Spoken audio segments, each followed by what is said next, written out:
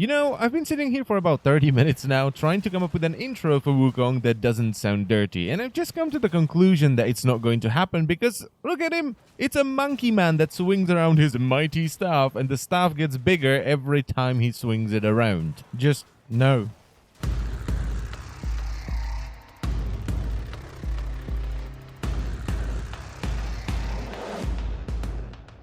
So first up, all you need to get Wukong is just to be in a clan, because you get all the parts you need for Wukong from a Tenno lab in a dojo. And the only annoying thing about getting Wukong is that you will need 6 Nighttime, 2 for the neuroptics and 4 for the chassis. Wukong is pretty tanky. He has 100 health, which goes up to 300 at rank 30, 125 shields, which go up to 375 at rank 30, and he has 225 armor, which is quite a lot. He also has 100 power, which goes up to 150 at rank 30, and he is slightly slower than most Warframes, with sprint speed of 1.095. And to top it off, he has 3 polarities, a dash, a D, and a V in the aura slot. His toolkit is actually pretty good. He can poke things with his mighty staff, but he can also defy death, fly around as a cloud, and he can use his godly bow staff in full melee mode. And before we take a more in-depth look at his abilities, I just want to state that all the augments for his abilities can be obtained by either reaching the rank of Maxim under the Arbiters of Hexes or the rank of Flawless under New Loka, and they cost 25,000 standing each. And just like every other Warframe, Wukong has its own passive ability called Tenacity, which increases the duration of his melee combo counter by 66%. So Wukong's first ability is called Iron Jab, where Wukong summons his iron staff and pokes an enemy that's up to 10 meters away. Now this can only hit a single enemy, but it will hit them for 800 impact damage. And if there are any enemies within 2 meters of the point of impact, they will be knocked down as well. Now the range of this ability is not affected by power range, so you can only poke enemies that are up to 10 meters away. However, the radius in which you knock enemies down is affected by power range. And the damage of Iron Jab is affected by many things. So first up, we have power strength mods, then there is steel charge, but also damage mods that you have on your melee weapon. And this includes base damage mods like pressure point and spoiled strike, elemental damage mods, so all the 90% elementals and the dual stat mods, and impact damage mods like heavy trauma or primed heavy trauma. However, weapon-specific mods like Justice Blades or Covert Lethality or stat-modifying skins like the Manticore skin do not work. Now this is probably the best first ability out of all the Warframes because it's very cheap, it does a ton of damage if you mod for it, and it has a nice bit of crowd control. The only thing I don't understand about this ability is that every hit counts towards the combo counter, but it doesn't get bonus damage from the combo counter itself. The augment for Iron Jab is called Iron Vault, which allows you to propel yourself up into the air if you aim Iron Jab on the ground. That's not everything, however, because if you propel yourself into the air, your next slam attack will have its range increased by 15 meters and its damage increased by 500%. This augment is not affected by any mods, and the damage bonus only applies to enemies directly hit by your melee weapon, not by the AoE caused by your slam attack.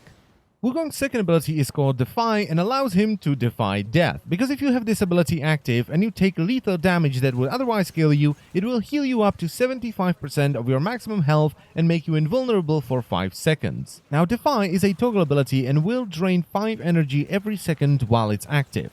This is affected by power duration and power efficiency, where power efficiency has a much more noticeable effect, but power duration is still noticeable, especially if you go into negative power duration. And while Defy is active, it will prevent you from gaining energy from Energy Siphon, the Xenuric passive ability, Team Energy Restores, and most abilities. The only way to gain energy is either by picking up energy orbs or using Rage. And this is pretty important because every time you defy death, it will drain 25% of your current energy. And on top of that, every time you defy death, it will heal you for less and less and less, and eventually you will just die. But you can very easily reset this by simply deactivating Defy and reactivating it again. Now the health restoration and the energy reduction are not affected by power strength, and the invulnerability period that you get after you defy death is affected by power duration. Honestly, this is the most broken ability in the entire game, because if you mod for power duration and efficiency and you equip yourself with Rage, you have to try really hard to get killed. Because as you're being hit by enemies, you will gain energy through Rage, which you will then use to defy death, and you will get a ridiculously long invulnerability period thanks to power duration, and then the enemies will damage you again, which will give you back some energy, which you will use to defy death, and so on and so on and so on.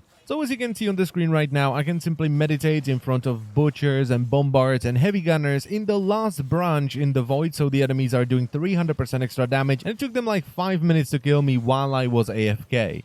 Wukong's third ability is called Cloud Walker, and it can be described as a button that makes you really bloody useless for 25 seconds. It basically just turns you into a cloud and stuns all enemies within 8 meters of you, it makes you invulnerable, and it lets you fly around. And the problem with this ability is that you can't do anything while you're flying around as a happy little cloud. And on top of that, it will drain 1 energy for every 2.5 meters that you travel as a cloud. The duration of this ability is affected by power duration, the stun radius is affected by power range, and the distance you have to travel before it drains 1 energy is affected by power efficiency. The only sort of good thing about this ability is that it gives you immunity to Corpus laser doors and Grineer sensor bars. However, if you're playing spy missions, going through a sensor door or a laser door will still trigger the alarms. So yeah, this ability is just not very useful. And Wukong's fourth and final ability is called Primal Fury, where Wukong goes full melee with his legendary bow staff. Now, as you can see over here, the ability has its own stance, so when you're using the bow staff, you will get a full set of combos. Now, the only 2 combos that are worth using is the Falling Oak Buster, which is the button mash combo, and the Rolling Boulder Rush, which is the block combo. Cyclone Lightning Strike, which is the hold combo, and Spinning Crash Technique, which is the pause combo, are awful because the timing is broken and they're almost impossible to pull off. Now, the staff has 250 base damage on normal attacks, 417 damage on wall attacks, 535 damage on side attacks, and 500 damage on aerial and slam attacks. And as a little bonus, the slam attacks will deal additional 150 impact damage in a 3-meter area with 10% status chance. And other than that, the bow staff has 25% crit and status chance and 200% critical multiplier. Now, all the damage is split between impact and puncture, where 85% of all damage done is impact and 15% is puncture. Now, the damage of the bow staff is affected by power strength mods, the melee combo counter, steel charge, and most of the mods you can put on your melee weapon. So base damage mods like pressure point work, or the elemental damage mods, physical damage mods, faction damage, channeling, crit mods, status mods, attack speed mods, and even range mods work. Now, the only mods that don't work are once again weapon-specific mods or stat-modifying skins, and body count doesn't work either, so Blood Rush is useless because without body count, Blood Rush doesn't really do much.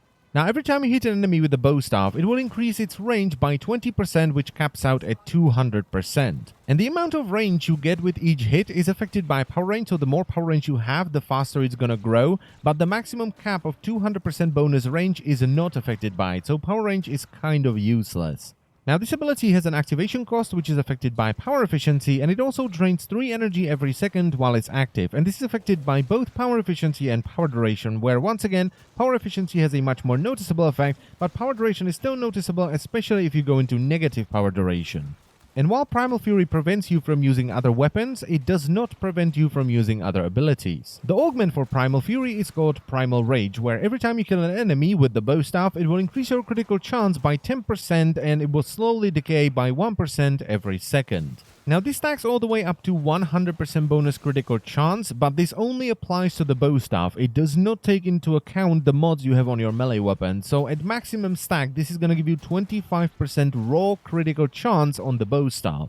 And it's affected by power strength and power duration, where power strength only increases the amount of bonus crit you get for each enemy you kill, and power duration slows down the crit decay.